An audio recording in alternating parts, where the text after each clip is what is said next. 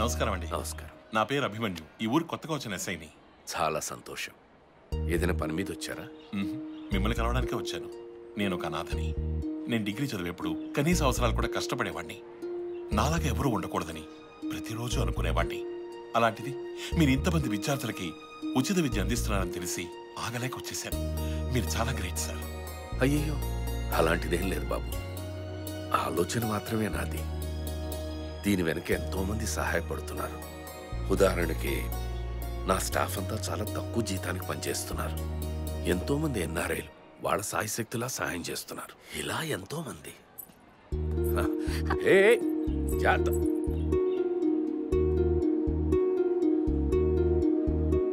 శశి, ఏంటమ్మా?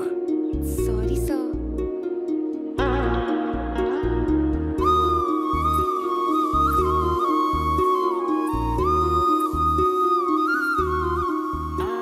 సార్ అమ్మాయి మా స్టాఫ్ ఇంగ్లీష్ టీచర్. ఓహో, నేను మీ స్టాఫ్ని కలవచ్చా? ఓ అలాగే. గురుమూర్తి గారు మా వైస్ ప్రిన్సిపల్. మన స్టాఫ్ అందరినీ పరిచయం చేయండి. అలాగే అండి. Thank you sir. Thank you. ఇతను కృష్ణమూర్తి అండి. పవన్, లత, నమస్తే. మాలతి, ఈవిడ శశి. ఎవరు లేరు కదండి. కింద చూడండి సార్.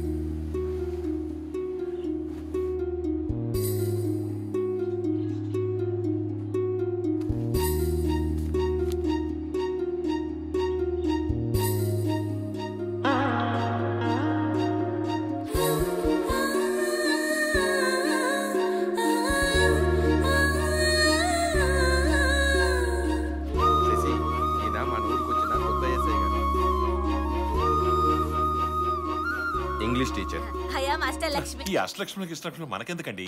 కొంచెం ఈ అమ్మాయి గురించి చెప్పండి. శశి, ఈయన తినేసేలా చూస్తున్నాడు. రా వెళ్దాం. రండి సార్.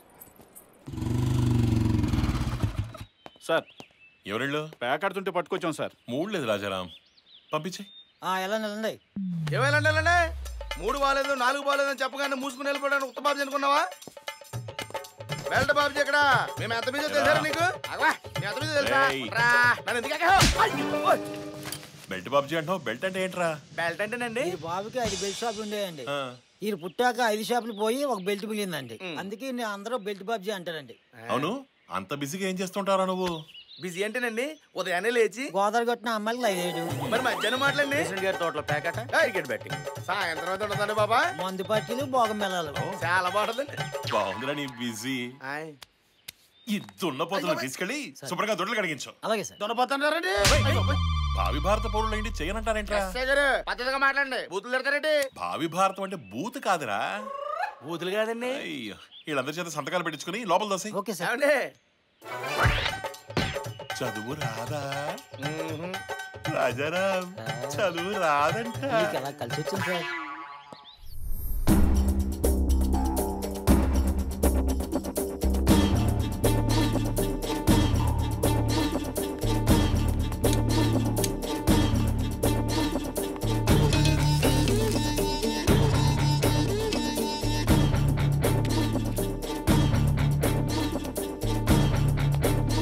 Morning guys.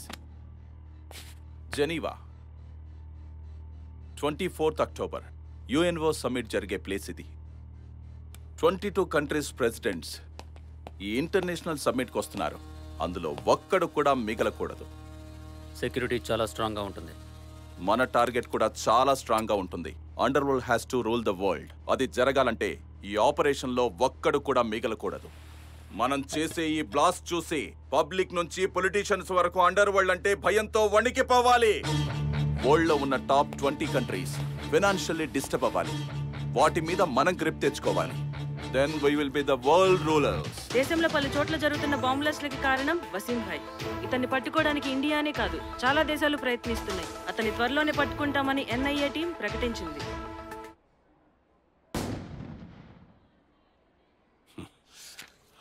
రాను రాను దేశంలో అరాచకాలు పెరిగిపోతున్నాయి. సార్, నేను అడిగిన స్టూడెంట్స్ గురించి శశితో చెప్తా అన్నారు. సార్ పిలిచారంట? మన ఎస్ఐ గారు ఒక మంచి ఆలోచనతో కొంతమంది స్టూడెంట్స్ని మన స్కూల్లో అడ్మిట్ చేయడానికి వచ్చారు. తీసుకెళ్ళి ఆ పని చూడు. ఓకే సార్, అలాగే. Thank you sir. రండి.